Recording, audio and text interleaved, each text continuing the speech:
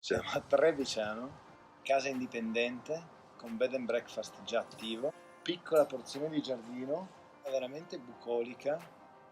La casa si dispone su 2 livelli, abbiamo la zona bed and breakfast con 2 camere e un bagno, la zona giorno cucina e una camera da letto, al piano sopra 3 camere, di cui una grande e 2 piccole, 2 bagni e una terrazza, e qui c'è un ampio sottotetto.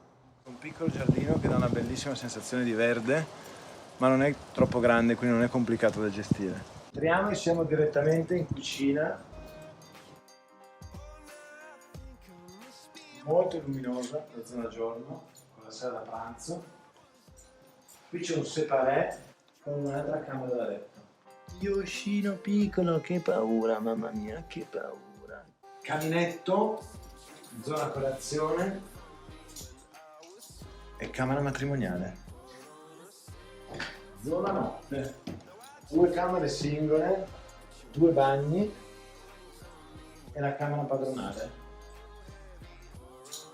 Terrazzo con doppia esposizione. Se dovessi descrivere con una parola quella sensazione che si ha qui, è proprio pace. E che per un prezzo secondo me modico, qui sia una casa indipendente dove potenzialmente non serve metterci €1 di lavori e un'attività parallela. Perciò molto interessante.